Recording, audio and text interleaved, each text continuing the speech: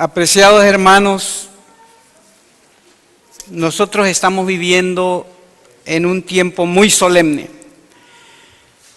en un tiempo en que todos los profetas de la Biblia nos hablaron de este tiempo, pero nunca como antes se ha visto lo que está pasando en el mundo. El mundo está conmocionado. Todo el mundo, aún el mundo secular, sabe, tiene la noción, el presentimiento que algo grande, algo terrible está por ocurrir. La palabra de Dios nos dice que una tormenta viene, una gran tormenta viene, está profetizado, lo dice la palabra de Dios, lo confirma el espíritu de profecía. Y esta mañana vamos a estar estudiando, analizando este mensaje que Dios tiene para nosotros. Mis hermanos, vayamos de lleno al libro de Jeremías. En Jeremías 23, versículos 19 y 20, la palabra de nuestro Dios dice: He aquí que la tempestad de Jehová saldrá con furor, impetuosa tempestad, y descargará sobre la cabeza de los malos. No se apartará el furor de Jehová, hasta tanto que haya hecho y hasta tanto que haya cumplido los pensamientos de su corazón. En lo postrero de los días lo entenderéis cumplidamente. Pero es de notar que no es el único versículo que nos habla de esta tormenta, de esto que viene, de esta destrucción. Cuando vamos ahí mismo en Jeremías capítulo 25, y vamos a los versículos 31, 32 y 33, veamos lo que dice. Llegó el estruendo hasta el cabo de la tierra, hasta el fin de la tierra, porque Jehová tiene litigio, pleito con las naciones. Él es el juez de toda carne, entregará a los impíos a espada, dice Jehová. Así dice Jehová de los ejércitos: he aquí que el mal irá de nación en nación, y grande tempestad se levantará de los fines de la tierra. Y en aquel día los muertos por Jehová estarán desde un extremo de la tierra hasta el otro extremo. No se endecharán, ni se recogerán, ni serán enterrados. Serán como estiércol sobre la faz de la tierra.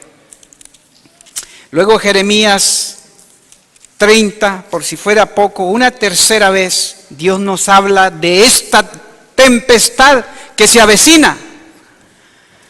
Jeremías 30, 23 y 24. He aquí la tempestad de Jehová sale con furor, tempestad devastadora. Descargará dolor sobre la cabeza de los impíos. No se volverá la ira del enojo de Jehová hasta que haya hecho y cumplido los pensamientos de su corazón. En el fin de los días entenderéis esto. La palabra de nuestro Dios dice que se acerca una tempestad. Y dice que lo íbamos a entender en el fin de los días. La generación, la gente que iba a estar viviendo en el fin de los días o en el tiempo del fin, iba a entender de qué Dios está hablando. Iba a entender acerca cuándo se iba a acercar esa destrucción. Y aquí la palabra de Dios me dice que es algo que va a suceder. No es de que si sí o tal vez, o que si es condicional o no. Dice que se va a cumplir. Lo acabamos de leer, ¿cierto? y que viene sobre la cabeza de los impíos y que el mal irá de nación en nación. Bien, entonces si la palabra de Dios me dice que yo debo de entender, y la gente lo va a entender, el pueblo de Dios va a entender cuando este evento, cuando esta tormenta esté por suceder, pues yo tengo que analizar, ir a la Biblia y ver en qué tiempo estamos viviendo. ¿En qué tiempo estamos viviendo nosotros? ¿Será que estamos viviendo en el tiempo del fin? ¿Será que Dios dejó señales para que nosotros estuviéramos apercibidos y supiésemos cuándo se acercaba la venida del gran libertador del mundo? El gran libertador que jamás ha conocido el mundo, su nombre, Cristo Jesús, está a las puertas. Y Él dejó señales claras y contundentes para que su pueblo entendiese y se preparase para un encuentro con Él, para que su pueblo no fuese destruido, porque antes de su venida viene una gran tempestad, viene una gran tormenta. Los juicios de Dios van a caer sobre esta tierra. Entonces, nosotros nos hemos dado cuenta como pueblo de Dios, estudiando la palabra de Dios, que estamos viviendo en el tiempo del fin. El Señor Jesús dijo allá en Mateo, en su sermón profético, Mateo 24, Marcos 13, capítulo 13, Lucas capítulo 21, da todas las señales en el sermón profético para que nosotros supiésemos cuando el fin estaba a las puertas. Y una de las señales que el Señor Jesús, después de dar todas las señales, Él dijo que iba a haber eventos que iban a ocurrir en el cielo. Dio eventos, dijo ¿qué dijo Jesús? A ver, los estudiosos de la palabra de Dios.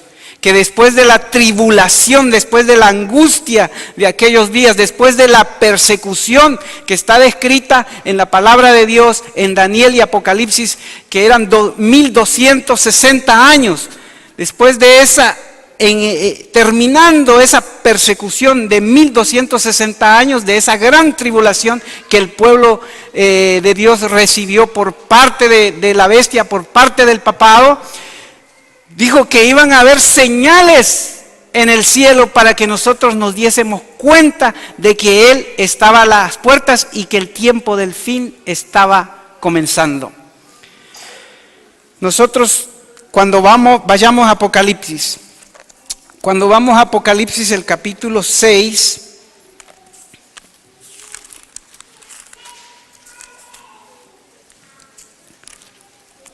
los sellos, y cuando vamos directamente al sexto sello, que eso se encuentra en Apocalipsis 6, versículo 12, y miré cuando Él abrió el sexto sello, y he aquí fue hecho un gran terremoto, y el sol se puso negro como un saco de cilicio, y la luna se volvió como sangre, y las estrellas del cielo cayeron sobre la tierra, como caen los higos verdes de la higuera cuando es sacudido por un fuerte viento. Y el cielo se apartó como un pergamino que es enrollado, y toda montaña y toda isla fue movida de su lugar. Y los reyes de la tierra y los magistrados y los ricos y los capitanes y los poderosos y todo siervo y todo libre se escondieron en las cuevas y entre las peñas de las montañas, y decían a las montañas y a las peñas: caed sobre nosotros y escondernos del rostro de aquel que está sentado en el trono y de la ira del Cordero, porque el gran día de su ira ha llegado, y ¿quién podrá sostenerse en pie? ¿Sabían ustedes que estamos viviendo en este tiempo del sexto sello? Esto, el versículo 12 y 13, cuando dice que Jesús abrió el sexto sello y Juan está mirando eso, ve que ocurre un gran terremoto. se oscurece el sol, la luna se convierte en sangre y caen las estrellas. Cayeron sobre la tierra como caen los higos verdes de la higuera cuando es sacudida por un fuerte viento. Sabemos muy bien que en la historia se nos dice que ese gran terremoto se le conoce como el terremoto de Lisboa. Ese terremoto ocurrió en 1755. Mis queridos hermanos, 25 años después ocurre el segundo evento, que es el oscurecimiento del sol o el día oscuro conocido en la historia. Ocurre el 19 de mayo de 1780. El sol aquí en los Estados Unidos, hay tanto en la historia, ustedes pueden ir ahora como tenemos disponible el internet y poner ahí el día oscuro y ahí les va a aparecer en todos los periódicos, todos los que hablaron acerca de este día oscuro. Lo mismo lo pueden hacer con el terremoto de Lisboa, ponen ahí, cliquean terremoto de Lisboa y ahí les da todo lo que está ahí referente a este evento. En 1780 se oscurece el sol, tal como estaba predicho en la Biblia. Hay textos en la Biblia que dice que iba a ser por la mañana, que eso está en Amós, que se iba a oscurecer el sol antes que llegase el mediodía. Se oscureció exactamente, lo registran los periódicos, los reporteros, lo registran, y el pueblo de Dios que vivió en ese tiempo, en los tiempos que ocurrió este tiempo y los tiempos de los mileritas también, se habló mucho de eso al respecto. Luego, mis queridos hermanos, vino el tercer evento, la caída de las estrellas, 2 años después de que Guillermo Miller empezó a predicar el mensaje del pronto regreso de Cristo Jesús nuestro Salvador. 2 años después que él empieza, ocurre la caída de las estrellas. Eso ocurrió el 13 de noviembre de 1833. Ocurre el tercer evento, mis hermanos. Así se cumple lo que Dios había dicho, lo que estaba en la profecía para marcar el inicio del tiempo del fin. Nosotros sabemos muy bien que en 1798 el papado recibió su herida mortal. Un poquito antes de 1798, el pueblo de Dios se calmó la persecución, tal como Jesús había predicho que si esos días de angustia, de persecución no serían acortados, ninguna carne se salvaría. Aunque eso tiene también su aplicación para el tiempo del fin, también se aplica para ese tiempo. Un poquito antes de esos años, antes de la Revolución Francesa, empezaron a calmarse los vientos de persecución. Luego termina totalmente esos 1260 años de persecución en 1798, porque el Papa fue apresado por las fuerzas napoleónicas en ese tiempo, en 1798. Y ahí empieza a marcar el reloj el tiempo del fin. ¿Por qué tenemos que estudiar esto? Porque ¿por qué les dije que estamos viviendo en este sello, entre el sexto sello y el séptimo? Porque no se ha cumplido, todo lo que les mencioné ya se cumplió, pero no se ha cumplido esta parte del 14 en adelante. Y el cielo se apartó como un pergamino que es enrollado, y toda montaña y toda isla fue movida de su lugar, y los reyes de la tierra, y los magistrados, y los ricos, y los capitanes, y los poderosos, y todo siervo, y todo libre, se escondieron en las cuevas y entre las peñas de las montañas, y decían a las montañas y a las peñas: caed sobre nosotros y escondednos del rostro de aquel que está sentado sobre el trono y de la ira del Cordero, porque el gran día de su ira ha llegado. ¿Les parece? ¿Por qué ¿creen ustedes que esta gente, y menciona 7 clases de gente en ese solo versículo, en el versículo 15, 7 clases de gente, todos están incluidos ahí? Todo contrario a como el mundo religioso enseña que va a haber un convertimiento global, que todo el mundo se va a convertir al Señor, que va a haber una segunda oportunidad, supuestamente. Todo lo contrario, aquí me dice que no, aquí me dice que y los reyes de la tierra y los magistrados y los ricos y los capitanes y los poderosos y todo siervo y todo libre se escondieron en las cuevas y entre las peñas de las montañas y le decían: caed sobre nosotros y escondernos del rostro de aquel que está sentado en el trono. Eso solo ocurrirá cuando está pasando la destrucción que está hablando Jeremías. Porque nadie puede, si no, yo cómo voy a decir ahora me tengo que esconder si no está pasando nada grave, si no se están conmoviendo los cielos y no están temblando las montañas, si no hay destrucción. ¿Verdad que cuando hay un terremoto, que cuando hay un huracán, un tornado? Yo vengo de Oklahoma, donde hay tornados, pero viví por 20 años en la Florida, donde hay huracanes. Y en otros lugares hay terremotos, es lo que más hay, ¿verdad? Aunque toda la tierra está temblando ahora. Pero nadie hace nada cuando no está pasando nada. Cuando viene un huracán se anuncian los medios de comunicación: huracán a la vista. En tal día, en 3-4 días llega a las playas de la Florida. Y entonces, según si el huracán es tan fuerte que ellos calculan que va a destruir, pues se le ordena a toda la gente que vive donde va a pegar, digámoslo así, por Miami, le dicen a evacuar, todo el mundo a salir. Avisan, la gente se prepara, la gente en esos días está con ansiedad. Pero un terremoto, imagínense que ahora empiece esto a temblar y empiece a caer, todo el mundo va a ir a esconderse, ¿sí o no?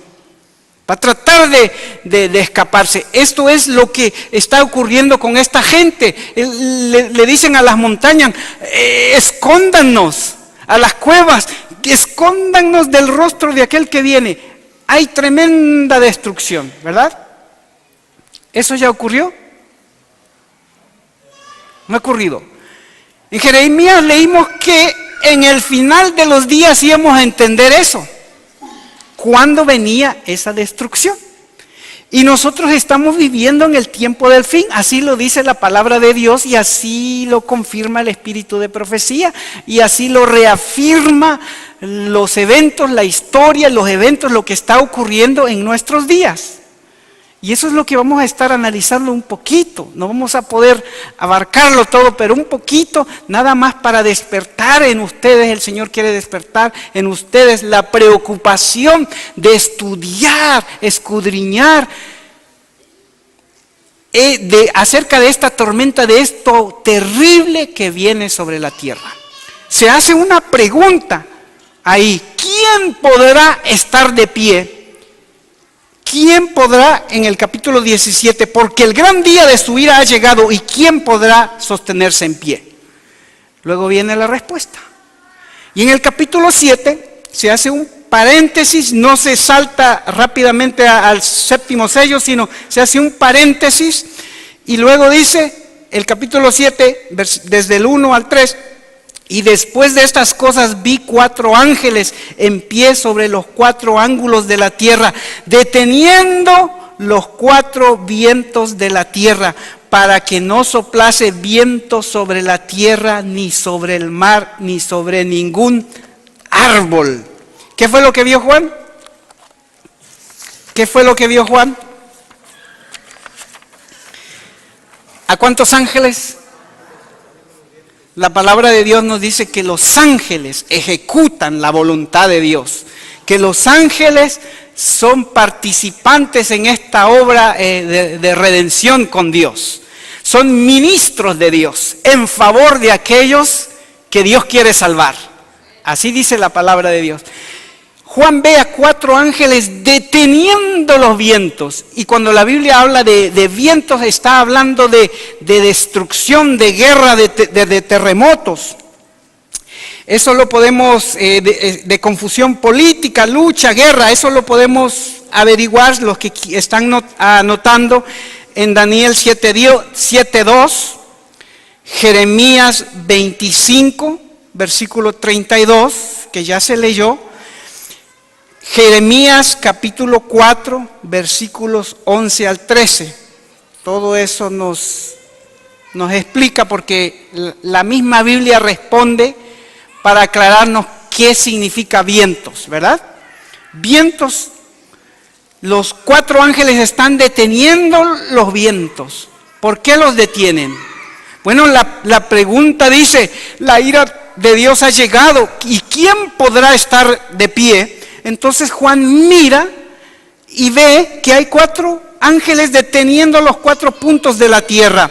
Luego en el 2 dice, y vi a otro ángel que subía de donde nace el sol teniendo el sello del Dios viviente, y clamó con gran voz a los 4 ángeles a los cuales era dado hacer daño a la tierra y al mar, diciendo, no hagáis daño a la tierra ni al mar ni a los árboles hasta que hayamos sellado a los siervos de nuestro Dios en sus frentes.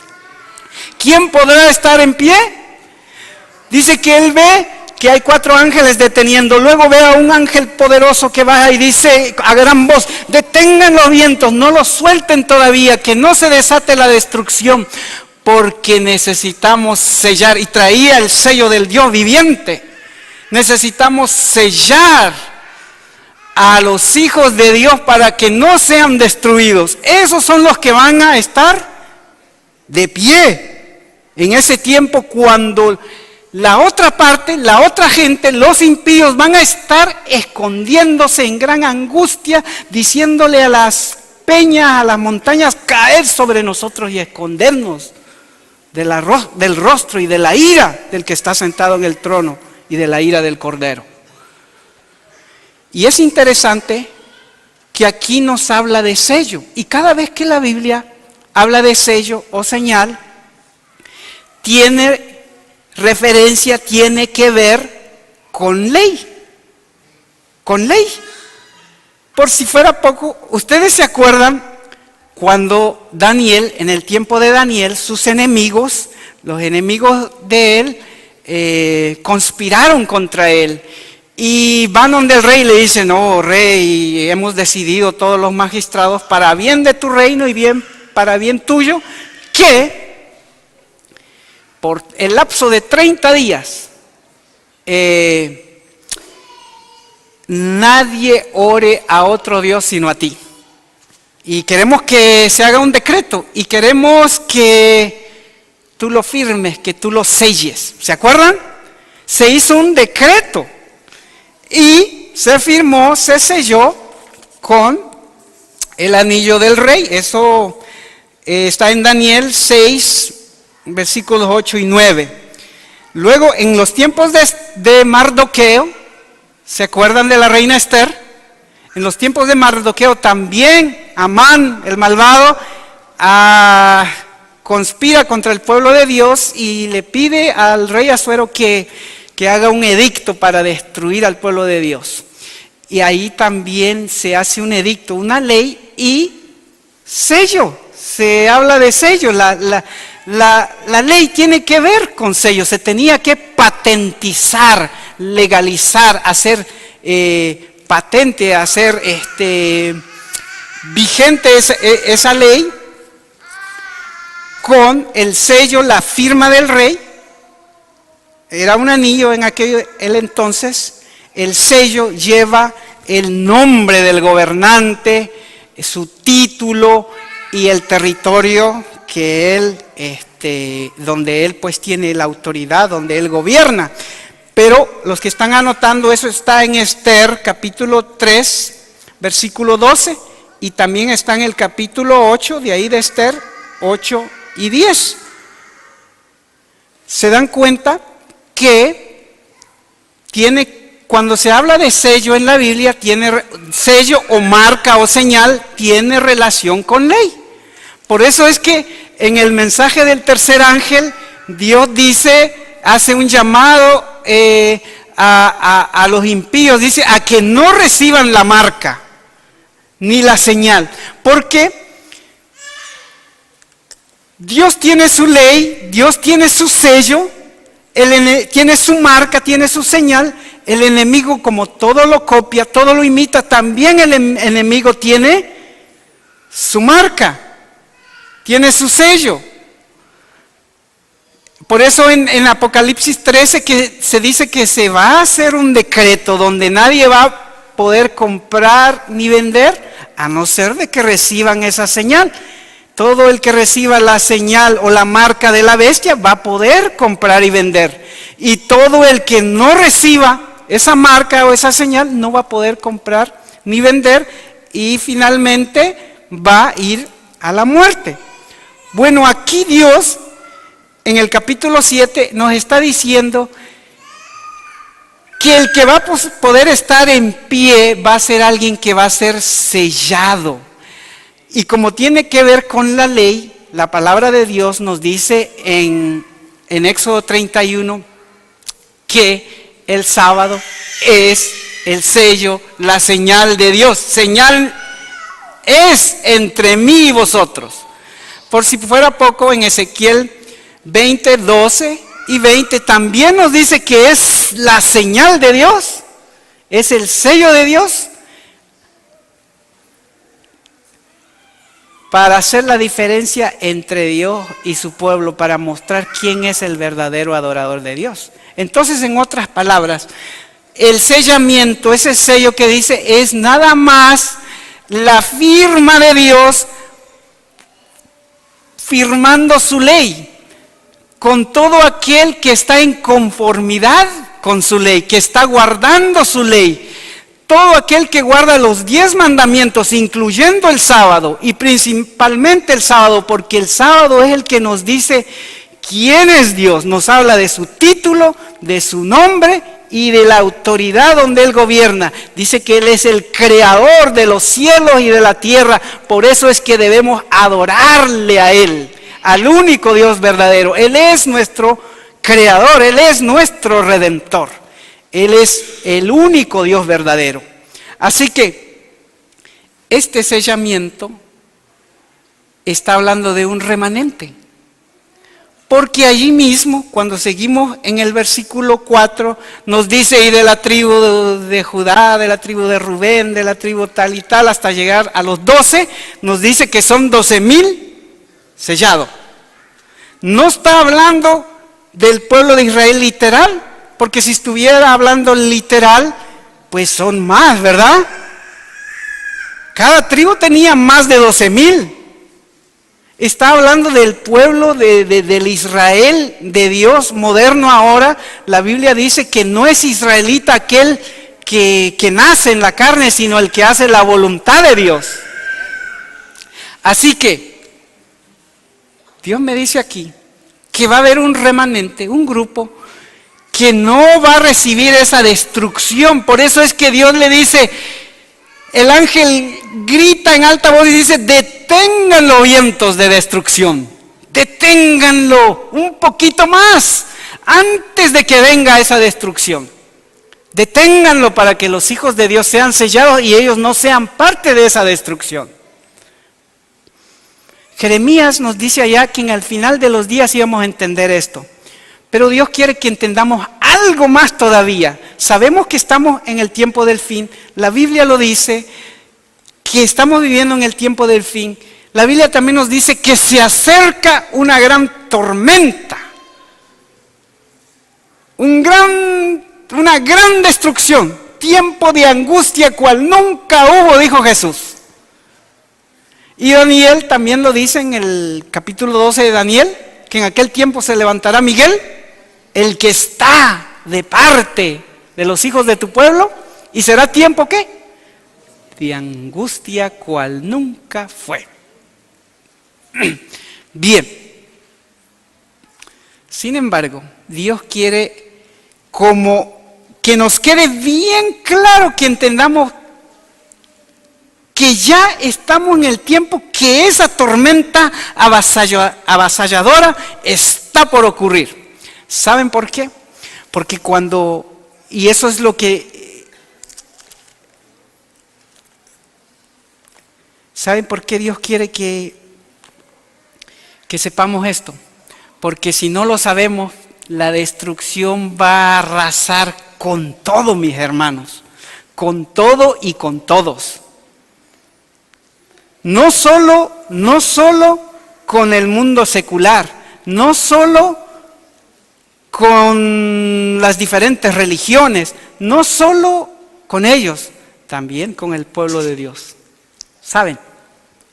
Cuando uno estudia detenidamente los capítulos 23, 24, especialmente 23, 25, todos estos capítulos hasta el 30 de Jeremías, se da uno cuenta cómo era el ambiente en el tiempo de Jeremías. ¿Cuál era la situación imperante? Hermanos, en el tiempo de Jeremías, ¿habían falsos profetas, sí o no? ¿Habían falsos profetas, sí o no? ¿Habían pastores, sacerdotes, dirigentes que no estaban haciendo la voluntad de Dios, sí o no? Dios quiere que analicemos un poquito para que entendamos por qué ocurrió una destrucción y que entendamos ¿por qué ocurrió esa destrucción? Y que nosotros entendamos ahora si esa destrucción está por llegar. Mire, vayamos a Jeremías. En Jeremías 23, empezando el versículo, miren cómo empieza Jeremías 23. ¡Ay de los pastores que destruyen y dispersan las ovejas de mi rebaño!, dice Jehová. Por tanto, así dice Jehová, Dios de Israel, a los pastores que apacientan mi pueblo, vosotros derramasteis mis ovejas y las espantasteis, y no las habéis visitado. He aquí, yo visito sobre vosotros la maldad de vuestras obras, dice Jehová, y yo recogeré el remanente de mis ovejas, de todas las tierras a donde las eché, y las haré volver a sus moradas, y crecerán y se multiplicarán, y pondré sobre ellos pastores que las apacienten, y no temerán más, ni se asombrarán, ni serán menoscabadas, dice Jehová. Pero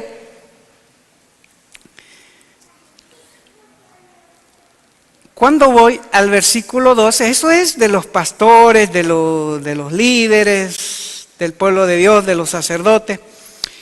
Pero cuando voy al 9, ahí mismo dice, a causa de los profetas, mi corazón está quebrantado dentro de mí, todos mis huesos tiemblan, estuve como hombre borracho y como hombre a quien dominó el vino delante de Jehová y delante de las palabras de su santidad, porque la tierra está llena de adúlteros, porque a causa del juramento la tierra está de luto, los pastizales del desierto se secaron, la carrera de ellos es mala y su fortaleza no es recta, porque así el profeta como el sacerdote son fingidos.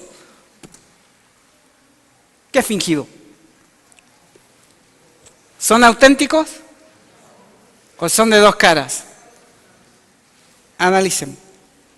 Son fingidos. Aún en mi casa hallé maldad, dice Jehová. Por tanto, como resbaladeros en oscuridad les haré su camino, serán empujados y caerán en él, porque yo traeré mal sobre ellos, año de castigo, dice Jehová. Está hablando de su pueblo, de los profetas, de los que enseñan. Nosotros sabemos que profeta no es solo el que ve visiones, sueños, sino profeta también es el que lleva el mensaje de Dios, ¿no? El que enseña. Pero interesante lo que dice el 13. Y en los profetas de Samaria he visto desatinos, profetizan en Baal e hicieron errar a mi pueblo Israel. ¿Saben? Los profetas en tiempo de Jeremías era un profeta de verdad presente. Jeremías era un profeta de verdad presente. La destrucción viene, esa era la verdad presente. Si no se vuelven a Jehová y se apartan de sus malos caminos, la destrucción viene. Babilonia viene y va a destruir a toda esta ciudad, a todos, hasta el más grande, hasta el más pequeño. Arrepiéntanse. Viene la tempestad. Esa era la verdad presente. Pero habían profetas en el pueblo de Dios que decían, no va a pasar. Y cuando pasó, porque hubieron 3 veces que fue Nabucodonosor a conquistar al pueblo de Dios, cuando ya pasó, entonces se levantaron los profetas y dijeron, así dice Jehová, en 2 años Jehová va a traer los tesoros que se llevó Nabucodonosor y el pueblo de Israel que está en cautiverio va a volver. Siempre habían profetas que les hablaban de paz y seguridad. Jeremías, por el contrario, les hablaba que venía de la destrucción, venía la destrucción, viene la destrucción. Arrepiéntanse, dejen sus malos caminos. Bien, pero me dice aquí que en Samaria habían profetas que hablaban desatinos, disparates, desatinos. Samaria. Analicemos un poquito. El pueblo de Israel era uno solo, pero por la apostasía, por los pecados de Salomón y todos los demás, Dios permitió que el pueblo de Israel, que eran 12 tribus, se dividieran y quedaron solo la tribu de Judá y Benjamín, o solo la de Judá, y 10 tribus quedaron aparte, que los que se llamaba el pueblo de Israel. A eso simboliza Samaria. Analizando un poquito lo que pasó en aquel entonces. Ellos también tenían profetas. Ellos le enseñaron al pueblo, esos profetas le enseñaron al pueblo a adorar ídolos. Le enseñaron al pueblo a adorar el sol. Todas esas barbaridades, abominaciones. El pueblo de Samaria era una mezcla de las cosas de Dios, de la verdad con el error. Todo eso le enseñaron sus profetas. Bueno, presten atención porque ahora viene, y por cuestión de tiempo voy a ir rapidito, cómo era el ambiente político, cómo era la situación secular en esos tiempos. Habían 3 potencias, a ver quién me puede mencionar 3 potencias que estaban en apogeo, en su auge, aunque finalmente llegó solo una a ser la potencia. Estaban los babilónicos, los egipcios y los asirios. Eran las 3 potencias que imperaban. Y en esas potencias lo único que había era la ambición de poder, la ambición de riqueza, la ambición de hacerse un gran nombre, hacerse famosos, de controlar a todo el mundo. Ese era el ambiente que se movía en esos tiempos. Qué interesante. En el mundo religioso los pastores descuidaban, ahí mismo en Jeremías dice que los dirigentes cuidaron a mi pueblo torpemente, dice, con torpeza, con autoridad. Solo querían controlarlos para que cumplieran sus propósitos, pero no se preocupaban de ellos. Por eso Dios dice, yo voy a buscar pastores conforme a mi corazón, dice, que dirijan a este pueblo, porque no se preocupan, ustedes solo se preocupan, ¿por qué? Eso es lo que imperaba. Necesitamos analizar esto un poquito. Imperaba profetas falsos, había un profeta verdadero, imperaba en el mundo la guerra, el conflicto. Pero otra cosa interesante que sucedió, cuando Babilonia está por venir a rodear nuevamente al pueblo de Jerusalén, en los tiempos, porque el último fue Sedequías, en el anterior antes de él, y Sedequías también. ¿Sabe qué pasó? ¿Sabe qué pasó con ese líder y el líder, los líderes del pueblo de Dios? En vez de buscar apoyo en Jehová, y eso era lo que Jeremías les suplicaba, les imploraba, les amonestaba, les llamaba la atención, ellos se unieron con Egipto, ¿sí o no?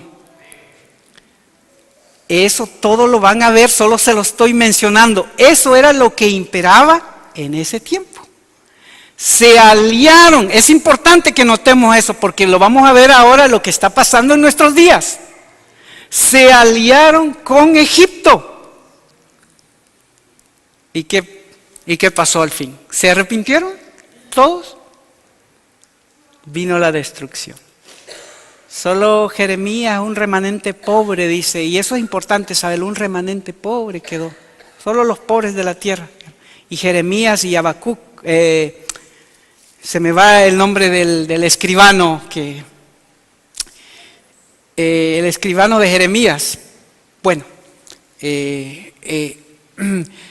solo ellos no fueron destruidos, mis hermanos. Cuando nosotros analizamos el tiempo en que estamos viviendo hoy, y quiero empezar primeramente con lo político. ¿Hay potencias ahora que están en pugna y que están hablando de guerra? Rusia acaba de soltar, no acaba de inventar, lo vienen fabricando desde hace muchos años. Pero hace poco soltaron por primera vez su misil, un misil que se llama misil hipersónico. Un misil que va 20 veces más de la velocidad que va el sonido.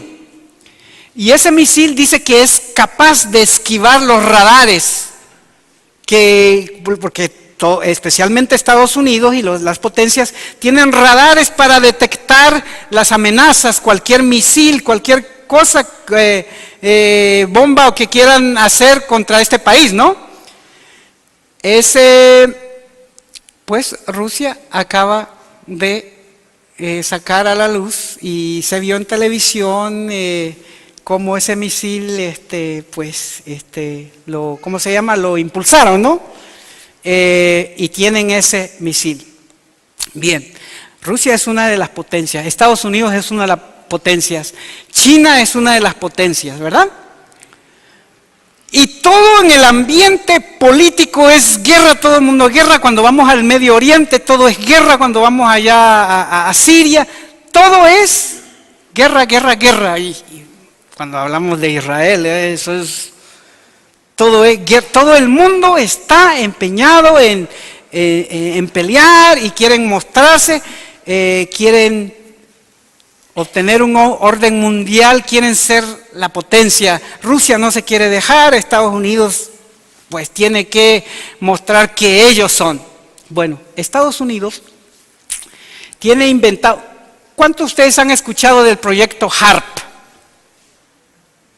El proyecto HARP es una realidad, y ahora tienen muchos de esos proyectos, son estaciones donde tienen grandes antenas, solo para que se den una idea. Tienen muchos allá en Alaska, tienen uno en Arecibo, Puerto Rico, tienen en Colorado, en California, y ahora hasta en Perú, en Brasil, hay de esos proyectos HARP. Los tiene Rusia, los tiene Alemania, los tiene Gran Bretaña, los tiene Noruega, los tienen los chinos, los australianos, tienen todo estas antenas o estas estaciones donde ellos usan la energía electromagnética, las ondas electromagnéticas. Ustedes saben que todo esto funciona por medio de ondas. Los teléfonos, la radio, la televisión, por ondas electromagnéticas. Bien, Estados Unidos y Rusia y los países que tienen este programa envían, a través de esas muchas antenas, envían esas ondas electromagnéticas y traspasan la atmósfera y llegan a la ionosfera. Y ahí en la ionosfera ocurre que cuando llega ocurre un cambio, porque ahí hay energía, ¿no? Los átomos, todo eso. Entonces ellos pueden usar esa energía a su favor y pueden alterar el clima. Ellos pueden alterar el clima. Métanse en el internet y van a encontrar ahí Proyecto HAARP y ahí está todo. Eso es una realidad, mis hermanos. El hombre ha llegado a un punto que está manipulando el clima, la naturaleza. ¿Y sabían ustedes que eso estaba escrito? ¿Sabían ustedes que el Señor le mostró a su sierva, la profeta, de que el enemigo iba a usar los elementos y que iba a tener sus laboratorios y que lo quieren escuchar? Vean, todo eso que está ocurriendo hoy en el libro El conflicto de los siglos, página 646. Satanás obra a sí mismo por medio de los elementos para cosechar muchedumbres de almas aún no preparadas. Tiene estudiado los secretos de los laboratorios de la naturaleza y emplea todo su poder para dirigir los elementos en cuanto a Dios se lo permita. Cuando se le dejó que afligiera a Job, cuán prestamente fueron destruidos rebaños, ganado, sirvientes, casas e hijos, una serie de desgracias, obra de un momento. Es Dios quien protege a sus criaturas. ¿Se acuerdan? Detengan los vientos, dice el ángel. Es Dios, en su gran misericordia, que en su gran bondad y su grande amor, viendo que el pueblo de Dios no está preparado todavía no estamos preparados, hermanos, y ojalá que me dé tiempo para mostrarles, y voy a avanzar rapiditamente. Me voy a saltar un poquito, en la página 647 dice, al par que se hace, es Dios que nos protege, ¿verdad? Amén. Es por su gracia, si no Satanás ya nos hubiera destruido. Me salto y dice, al par que se hace pasar ante los hijos de los hombres como un gran médico que puede curar todas sus enfermedades, Satanás producirá enfermedades y desastres al punto que ciudades populosas sean reducidas a ruinas y desolación. Ahora mismo está obrando. Ejerce, escuchen muy bien, presten atención, lo que les mencioné, el proyecto HAARP y cómo manipulan el clima, por cómo crean estas tormentas, estos terremotos, ellos lo están creando. Dice, por Satanás los dirige, pues. Ejerce su poder en todos los lugares y bajo 1000 formas, en las desgracias y calamidades de mar y tierra, en las grandes conflagraciones. Los incendios, ¿se acuerdan de California? El incendio de, ¿cómo se llamaba esa ciudad? En California, que acaba de pasar, ¿no? Bueno, ejerce su poder en todos los lugares y bajo 1000 formas, en las desgracias y calamidades de mar y tierra, en las grandes conflagraciones, incendios, en los tremendos huracanes y en las terribles tempestades de granizo, en las inundaciones, en los ciclones, en las mareas extraordinarias, tsunamis, mareas extraordinarias, y en los terremotos. Destruye las mieses casi maduras y a ellos sigue la hambruna y la angustia. Propaga por el aire emanaciones mefíticas y miles de seres perecen en la pestilencia. Estas plagas irán menudeando más y más y se harán más y más desastrosas.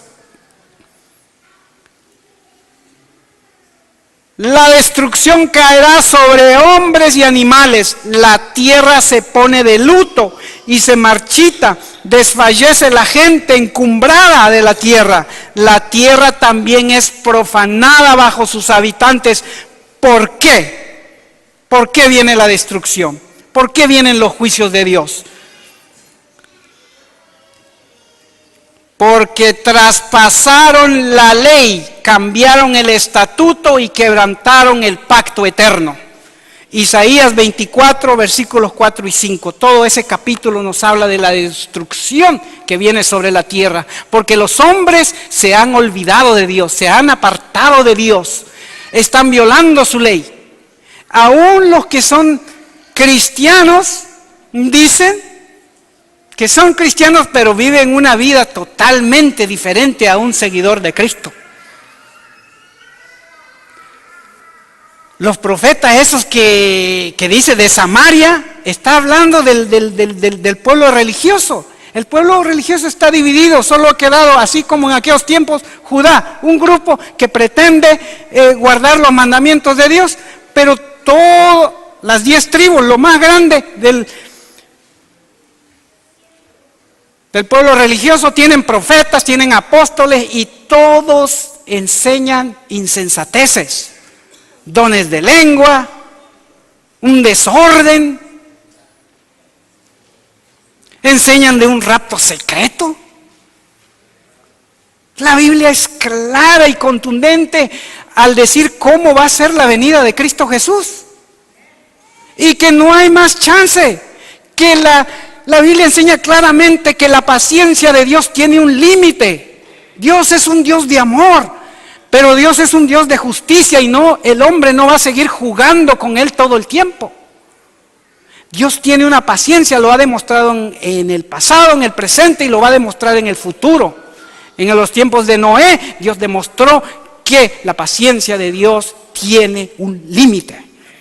En los tiempos de Sodoma y Gomorra, Dios demostró que la paciencia de Dios tiene un límite. En los tiempos de Jeremías, Dios demostró que la paciencia del Dios Todopoderoso, Dios de amor, de justicia, de misericordia, que se complace en perdonar, un Dios que suplica y suplica año tras año a cada ser humano porque Él desea que todos se vuelvan al arrepentimiento. Ese Dios paciente, misericordioso, su paciencia tiene un límite. En los días de Jeremías, cuando vino por tercera vez Babilonia, destruyó, asoló la ciudad de Jerusalén, se quemaron las casas, quemaron todo, arrasaron todo. En el año 70 de nuestra era, el pueblo judío, más de 1 millón fueron destruidos, queridos hermanos. Más de 1 millón de personas. La paciencia de Dios tiene un límite y en nuestros tiempos está llegando a su límite, queridos hermanos. Y cualquiera de ustedes que están aquí presentes o de los que están escuchando, y denme 5 minutos nada más, les ruego, porque esto es muy importante. ¿Está bien? ¿Vale? 5 minutos. Cualquiera puede decir, yo soy de verdad presente, yo estoy bien con Dios. Esto no, la destrucción no viene para mí, esto no va dirigido a mí. Quiero llamarles la atención a Mateo y con esto vamos a terminar. A Lucas 13. Vean lo que dice Lucas 13. En este mismo tiempo estaban, estoy leyendo de Lucas 13, capítulo 13, versículos 1 al 5. En este mismo tiempo estaban allí unos que le contaban acerca de los galileos, cuya sangre Pilato había mezclado con sus sacrificios. Y respondiendo Jesús les dijo: ¿pensáis que estos galileos, porque padecieron tales cosas, eran más pecadores que todos los galileos? Os digo no. Antes, si no os arrepentís, todos pereceréis igualmente. ¿O aquellos 18 sobre los cuales cayó la torre en Siloé y los mató, pensáis que ellos eran más pecadores que todos los hombres que habitan en Jerusalén? Os digo no, antes si no os arrepentís, todos pereceréis igualmente. Nuestro Señor Jesucristo es el maestro de los maestros, nuestro máximo ejemplo. El predicador más grande de verdad presente que ha existido. Él estaba predicando la verdad presente en sus tiempos. Por eso la gente que andaban con él, sus seguidores, sus discípulos y los oyentes simpatizaban con la verdad presente. Por eso andaban con él. Y se sentían bien de que eran parte de ese movimiento de verdad presente. Y sintiéndose bien en ese su celo, en ese su sentir de que estaban bien, que estaban ahí con Jesús, le dicen: mira, Señor Jesús, ¿sabe? Pilato, mira, mató a esta gente allá en el templo y lo mezcló con la sangre de sus sacrificios y todo. El Señor Jesús les dijo: ¿ustedes creen? ¿Ustedes creen que esos eran? Miren la pregunta que hace el Señor Jesús. ¿Ustedes creen que esa gente es más pecadora que ustedes? ¿Qué diría el Señor Jesús si yo viniera hoy, sábado 5 de enero, el primer sábado del año, y le dijera: Señor Jesús, fíjate que allá en Indonesia, en el mes de diciembre, murieron más de, ¿qué?, 200 personas. O el tsunami, había un grupo rockero ahí que estaban en pleno evento y vino el tsunami y arrasó con ellos. ¿Qué me diría el Señor Jesús? Honestamente, ¿qué me diría? ¿Verdad presente? ¿Crees que esos de Indonesia eran más pecadores que tú, de verdad presente? Te digo que si no te arrepientes, perecerás igual que ellos. Esa es la realidad. Porque cuando nos acercamos a Jesús y vemos su santidad, cuando vemos su amor, cuando nos acercamos a Él y cuando analizamos nuestra vida, nuestro diario vivir, en el trabajo, en la casa, en el hogar, nos damos cuenta que no estamos caminando como Dios lo quiere. Sin embargo, puede que nos engañemos, y es el engaño más grande, el autoengaño de creer que estamos bien, que estamos en verdad presente y que por eso estamos bien. Hay muchas citas que tenía y que no voy a poder compartir, donde el Espíritu Profecía avala también de que si nosotros no tomamos las cosas en serio, esa tempestad que está a las puertas nos va a destruir a todos.